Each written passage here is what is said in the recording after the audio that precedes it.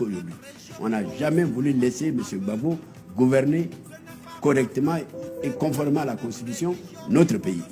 Et en 1993, oui, quelques jours avant la mort du président Houphouët-Boigny, je vous dis la vérité, vous comprenez? Oui. Il y a beaucoup d'Ivoiriens qui ne savent pas ce que je vais vous dire. D'accord. En 1993, donc, peut-être une dizaine de jours avant la mort du président Houphouët-Boigny, le président Houphouët-Boigny était agonisant à Yamoussoukro. Oui. Il était revenu de Genève et il était agonisant à Yamoussoukro.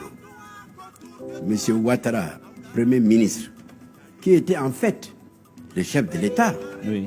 parce que dans notre Constitution, lorsque le président de la République est empêché, c'est le Premier ministre qui le représente et qui gère. Qui gère les affaires Voilà. de l'État. Je peux donc dire que M. Ouattara était pratiquement le chef de l'État en Côte d'Ivoire en 1992 et en 1993.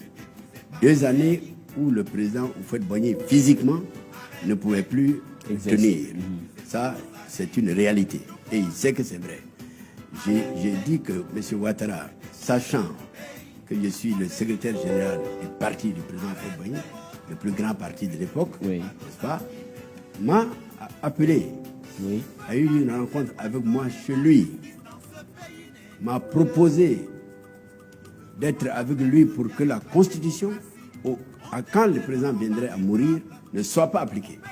M. Ouattara Oui. ne voulait absolument pas entendre parler de la succession de M. Bédié, la succession constitutionnelle, Ouais. c'est-à-dire une succession sans élection. Exactement. La Constitution disait qu'en cas de décès du président de la République, c'est le président de l'Assemblée nationale qui devient président de la République. Clair. C'était clair, c'était voté à l'unanimité, c'était adopté, c'était constitutionnel. On appelait ça l'article 11 à l'époque.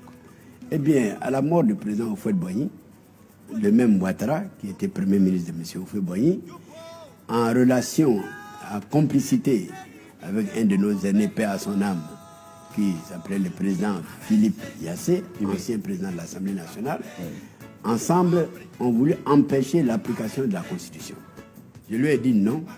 Je lui ai dit, je ne vois pas ce qui vous permettrait de ne pas appliquer la Constitution.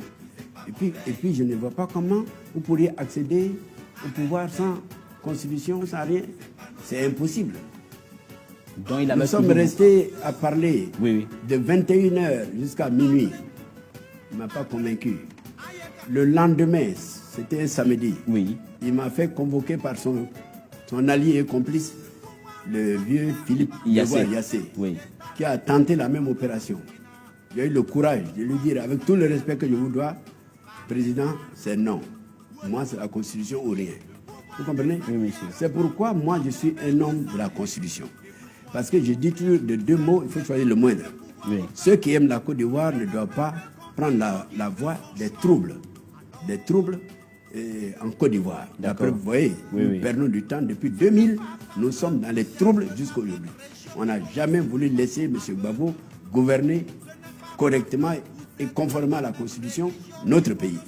Et puisque j'étais secrétaire général du PDCI, nous avons réussi, avec les membres du bureau politique et tous les militants, à dire c'est l'application de la Constitution ou rien. D'accord. Et nous avons réussi à imposer, à faire appliquer la Constitution et nous avons fait une transition pacifique et sans effusion de sang. D'accord.